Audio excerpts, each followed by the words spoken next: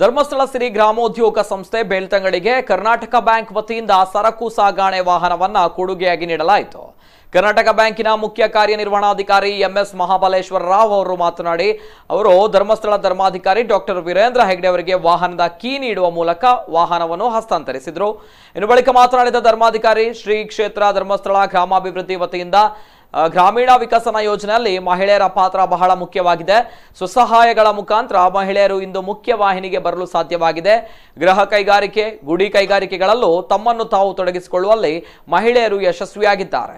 ಪ್ರತಿ ಗ್ರಾಮಗಳಿಗೆ ಸಂಬಂಧಪಟ್ಟಂತೆ ತಮ್ಮ ಅವಶ್ಯಕತೆಗಳಿಗನುಗುಣವಾಗಿ ತಾವೇ ಸ್ವ ಉದ್ಯೋಗ ಉತ್ಪಾದಿಸಿ ಜೀವನ ಸಾಗಿಸುವುದನ್ನು ಕಲಿತಿದ್ದಾರೆ. ಇನ್ನು ನಾವು ಬೇರೆ ಊರು ದೇಶಗಳ ವಸ್ತುಗಳಿಗಾಗಿ ಮೊರೆ ಹೋಗುವ ಬದಲು ನಮ್ಮ ಗ್ರಾಮಗಳಲ್ಲಿ ಉತ್ಪಾದಿಸುವ ಉತ್ಪನ್ನಗಳ ಮೊರೆ ಹೋದ್ರೆ ಬಹು ಉತ್ತಮ ಅಂತ ಕಿವಿ ಮಾತು ನುಡಿದ್ರು. ಮಾತ್ರವಲ್ಲದೆ ಕರ್ನಾಟಕ ಬ್ಯಾಂಕ್ ಸಾಧನೆಯನ್ನ ಕೊಂಡಾಡಿ ಶುಭ ಹಾರೈಸಿದ್ರು. ಇನ್ನು ಎಂಎಸ್ ಮಹಾಬಲೇಶ್ವರ ರಾವ್ ಮಾತನಾಡಿ, ಸುಮಾರು 15 ಲಕ್ಷ ವೆಚ್ಚದಲ್ಲಿ ಸರಕು ವಾಹನವನ್ನ ಕೊಡುಗೆಯಾಗಿ ನೀಡಿದ್ದು, ಕರ್ನಾಟಕ ಬ್ಯಾಂಕ್ ಆರ್ಥಿಕ ಸಂಸ್ಥೆಯಾಗಿ ಸಾಮಾಜಿಕ ಬೆಳವಣಿಗೆಯಲ್ಲಿ ತನ್ನನ್ನು ತಾನು ತೊಡಗಿಸಿಕೊಂಡಿರುವ ದ್ಯೋತಕವಾಗಿ ಹಲವಾರು ಅಭಿವೃದ್ಧಿ ಕಾರ್ಯಗಳನ್ನು ಗ್ರಾಮೀಣ ಪ್ರದೇಶಗಳಿಗೆ ಹಮ್ಮಿಕೊಂಡಿದೆ. ಇನ್ನು ಶ್ರೀ ಕ್ಷೇತ್ರ ಧರ್ಮಸ್ಥಳಕ್ಕೂ ಕರ್ನಾಟಕ ಬ್ಯಾಂಕಿಗೂ ಅವಿನಾಭಾವ ಸಂಬಂಧವಿದೆ.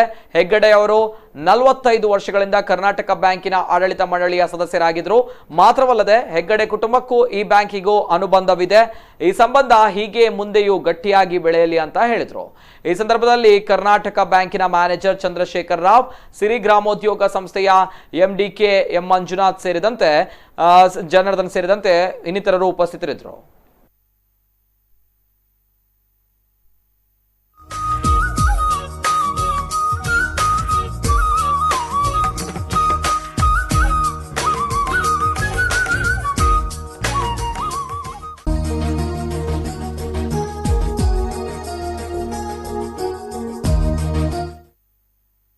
ಇದರಲ್ಲಿ ಮತ್ತೊಂದು ಪ್ರಧಾನವಾದ ಕಾರ್ಯಕ್ರಮ ಅಂತಂದ್ರೆ ಸ್ವ ಉದ್ಯೋಗಕ್ಕೆ ಪ್ರೋತ್ಸಾಹ ಕೊಡುವಂತ, ಅಂದ್ರೆ ಹೋಮ್ ಇಂಡಸ್ಟ್ರಿ.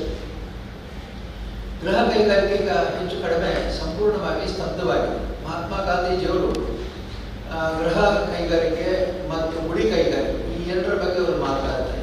ಗುಡಿ ಕೈಗಾರಿಕೆ ಅಂತಂದ್ರೆ ಸಣ್ಣ ಪುಟ್ಟ ವಸ್ತುಗಳನ್ನು ತಯಾರು ಮಾಡುವುದು, ಗೃಹ ಕೈಗಾರಿಕೆ ಅಂದ್ರೆ ಮನೆ ಬಳಕೆಯ ವಸ್ತುಗಳನ್ನು ಮನೆಯಲ್ಲೇ ತಯಾರು ಮಾಡುವುದು. ಅವರ ಒಂದು ಕಲ್ಪನೆ ಹೇಗಿತ್ತು ಅಂತಂದ್ರೆ, ಪ್ರತಿಯೊಬ್ಬರು ಕೂಡ ತಮ್ಮ ತಮ್ಮ ಗ್ರಾಮದ ಅವಶ್ಯಕತೆಗಳನ್ನು ತಾವೇ ಮಾಡಿಕೊಳ್ಬೇಕು ಮತ್ತು ತಮ್ಮ ಅವಶ್ಯಕತೆಗಳನ್ನು ತಾವೇ ಪೂರೈಸಿಕೊಂಡ್ರೆ ಆ ಹಣದ ವ್ಯವಹಾರ ಏನು ನಡೀತದೆ ಅದು ಗ್ರಾಮದ ಒಳಗೆ ನಡೆಯುತ್ತದೆ ಅಂತ. ನಾವಿವತ್ತು ಬೊಂಬೈಯಲ್ಲಿಯೋ, ಡೆಲ್ಲಿಯಲ್ಲಿಯೋ, ಕಲ್ಕತ್ತಾದಲ್ಲಿಯೋ, ಮದ್ರಾಸ್ನಲ್ಲಿಯೋ ಆದಂಥ ಫಿನಾಯಿಲ್ ತೆಗೆದುಕೊಳ್ತೇವೆ. ಅಲ್ಲಿಂದ ಗಾರ್ಮೆಂಟ್ಸ್ ಅಂತೂ ನಮ್ಗೆ ಗೊತ್ತಿಲ್ಲ, ವಿದೇಶದಿಂದ ಕೂಡ ಬರ್ಬೋದು, ಪಂಜಾಬಿಂದ ಕೂಡ ಬರ್ಬೋದು.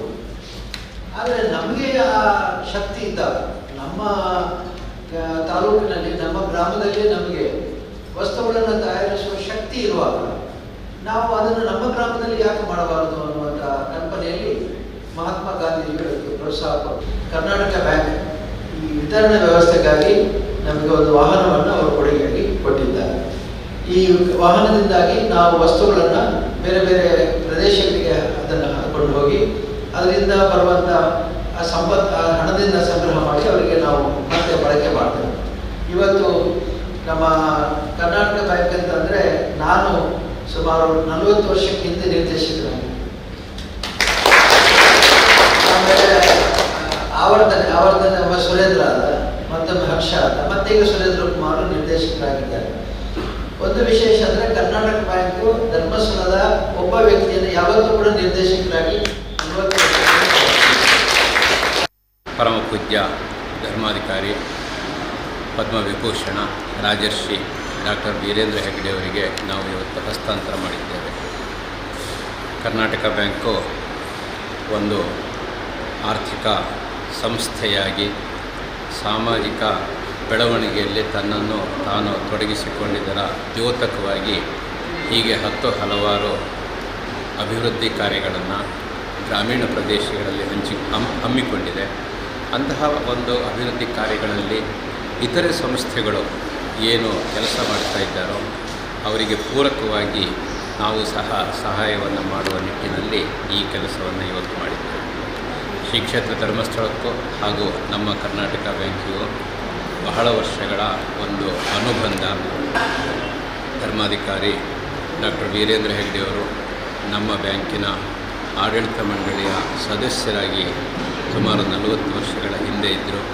ನಂತರ ಅವರ ತಮ್ಮಂದಿರಾದಂತಹ ಶ್ರೀಯುತ ಹರ್ಷೇಂದ್ರ ಕುಮಾರ್ ಅವರು, ಈಗ ಸುರೇಂದ್ರ ಕುಮಾರ್ ಅವರು, ಹೀಗೆ ಈ ಪರಂಪರೆ ಸತತವಾಗಿ ನಡೀತಾ ಶ್ರೀ ಕ್ಷೇತ್ರಕ್ಕೂ ಹಾಗೂ ಶ್ರೀಯುತ ವೀರೇಂದ್ರ ಹೆಗ್ಡೆಯವರ ಕುಟುಂಬಕ್ಕೂ ಮತ್ತು ನಮ್ಮ ಬ್ಯಾಂಕಿಗೂ, ಕರ್ನಾಟಕ ಬ್ಯಾಂಕಿಗೂ ಮೊದಲಿನಿಂದಲೂ ಇರ್ತಕ್ಕಂಥ ಆ ಒಂದು ಅನುಬಂಧ ಸಂಬಂಧ ಇದು ಹೀಗೆ ಗಟ್ಟಿಯಾಗಿ ಇನ್ನೂ ಸಹ ಹೆಚ್ಚಿನ ಬೆಳವಣಿಗೆ ಕರ್ನಾಟಕ ಬ್ಯಾಂಕಿನಲ್ಲಿ ಈ ಬೆಳವಣಿಗೆ ಆಗ್ತಕ್ಕಂಥ ಸಂದರ್ಭದಲ್ಲಿ ಮಂಜುನಾಥ ಸ್ವಾಮಿಯ ಒಂದು ಪೂರ್ಣಾನುಗ್ರಹ ಹಾಗೂ ಶ್ರೀ ಕ್ಷೇತ್ರದ ಪೂರ್ಣ ಸಹಕಾರ ನಮ್ಮ ಕರ್ನಾಟಕ ಬ್ಯಾಂಕಿಗೆ ಮುಂದೆಯೂ ಸಹ ದೊರೆಯಲಿ